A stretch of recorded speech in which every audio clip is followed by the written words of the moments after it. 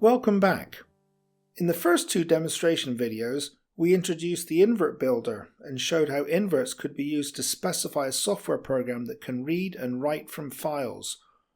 We also saw how diagnostic pop-ups could be used to validate every element of a software program. In this video, we'll show you how the actuator can build industrial-strength application software that can interact with remote database servers. We will cover some advanced concepts. It will help if you have some close familiarity with relational databases, SQL, and stored procedures. So let's talk first about stored procedures and how they supplement SQL. When relational databases were first developed, it was common to access the database using SQL commands that were embedded in the source code. Before long, people started nesting one SQL command inside another and building multi-step queries. This led to enormous complexity and the performance wasn't always optimal. Also, any change to the database design meant that all programs would need to be rewritten and retested. Stored procedures were developed as a way to solve these problems. They can be thought of as a kind of middle layer between the software and the database. To use a stored procedure, all you have to do is specify the input parameters and be able to accept any output parameters and any data table that are returned. Just as with the actuator, you tell the stored procedure what you want and not how to do it. The stored procedure allows you to hide implementation details and more easily control access to confidential information. This also makes it easier to modify the database tables and indices. To help you follow along and validate what we're showing you, we will work with the Classic Models database that is widely and freely available for MySQL. Let's examine it using the PHP MyAdmin tool. Here you see the employees table, and here you can see the products lines table. We've set up some stored procedures against this database. Let's just take a look at some of them.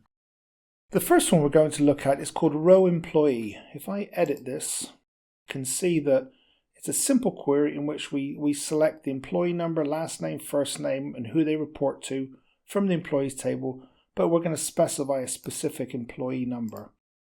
So if we run this, let's go down to row employee, we'll execute it. If we type in employee number 1102 and run this, you can see it brings us back the employee number 1102. His name is Gerard Bonder and he reports to employee 1056. Let's go to look at another one of these. Let's look at the tab employees store procedure. This one's a little different.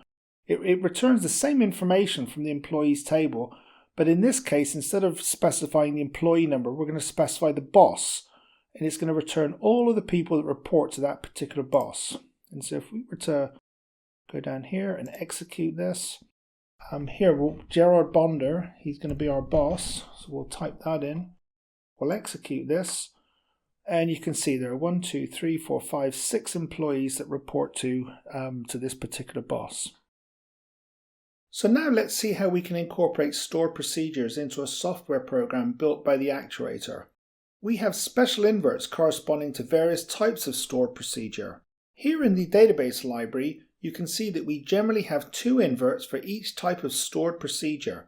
If its name ends in 1, then this represents a single call using singleton in parameters. If it ends in ++, then the parameters are all sets, and so the invert represents multiple calls to that stored procedure.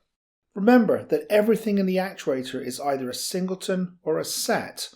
You cannot use a set to specify a singleton, however, you can use a singleton to specify a set, in which case it's simply viewed as a set with one element. So let's say that we want to read in a single row.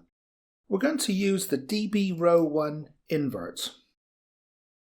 The actuator queries the database schema to get a list of all stored procedures that read in a single row of data. It does this based on the name prefixes that you would have set up. In this case, the prefix would be ROW. It displays the list in a pop-up. The pop-up prompts us to select which of these procedures we wish to use. One of them is the row employee that we just saw. Once we make our selection, the actuator queries the database schema to determine what parameters this stored procedure needs, and what kind of data it returns. The actuator then dynamically builds the appropriate invert for that stored procedure. The invert will have one or more input parameters, output parameters, and a list of data fields in any records that are returned. In this case, we have a single input parameter, the employee number that you'll recall from before. And if we look at the data fields, we can see there are 4 data fields: the employee number, first name, last name, and who they report to. And there are no parameters out. There's no limit to the number of database inverts that you can use in a single application program. There are also no limits on dependencies between database inverts. The actuator's guardrails fully protect you against circular references. Those of you who are a little more eagle-eyed might have noticed that we have no in-out parameters. This is the reason that we do not permit them. Suppose we want to summarize the input detail using one of our diagnostics. We saw in the previous video how easy this is. So first we'll specify employee 1102, and we're going to take a singles diagnostic and put it here. And what we're going to do, just for fun, we'll take that employee number and we'll multiply it by 7.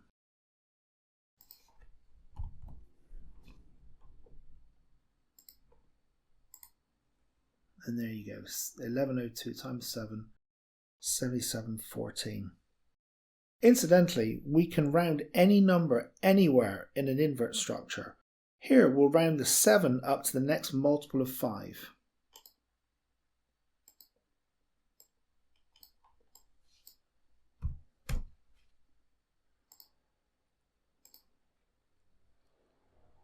We'll run this.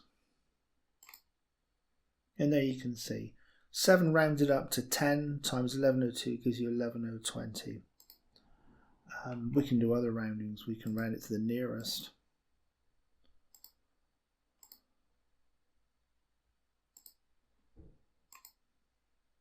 And here you see that the nearest multiple of 5 to 7 is 5 itself, and so 5 times 1102 gives you 5510.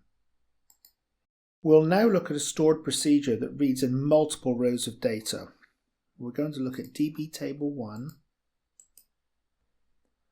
There's only one here to choose from.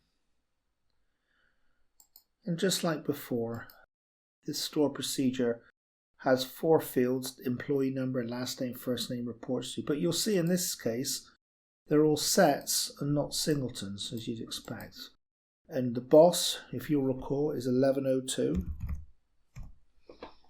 If we set up a diagnostic over here, and let's just look at the employee's last name. We run that. First we see the 5510 from here. And now we see the names of the 6 people that reported to 1102. The actuator can work seamlessly with database servers that are sitting on the local machine, as well as with large industrial strength databases sitting on remote database servers like SQL Server that have strong security mechanisms. All you need is the URL and the appropriate permissions. We'll quickly show you a couple of inverts corresponding to stored procedures that make changes to tables instead of just reading their data. Let's go back to phpMyAdmin. You can see here the product lines table that I showed you earlier. We're going to build a simple program to insert a record to this table. We'll also update that record, and then we'll delete the record. I've already set up simple stored procedures for each of these. Let's go back to our desktop and create the program to do this. You can see here the template for the new standard program. I've already populated a few text fields for convenience. And over here we have some sockets ready to receive some database inverts. So the first one we're going to do is insert a row. We're going to click on this here. It asks us what we want. This is the insert product line stored procedure. And all we need to do here is type in the product name here, and we'll give it a description. We'll call it faster. And if we run this, it's already been built. Now we're going to execute it. We'll come back to here and we'll refresh this screen, and you'll see here, there's the jet ski, and it now says faster. If we want to go back, let's clear this out. And now we'll modify the program, and this time what we'll do is we'll update that record. So we'll put in an update here. It's called update product line, the name of our store procedure. And here it asks us for the product name. Put that there. And what we'll do is we'll change the product description to this word colder. It's already been built. Execute, and let's go see the output. We have to refresh this screen, and it changed from faster to colder. Now, just for fun, what we'll do is we'll show you how to tie in two different database queries. So over here, we'll go back to that row 1 that we had earlier. We picked a row employee. And now what we're going to have to do is specify the employee number. Incidentally, the person they report to is a number. If we try to link this to here, it'll tell us there's a referential integrity error. Obviously, you can't have an input based on an output. So what we're going to do is we'll type in 1102 here. And now we're going to read in that record.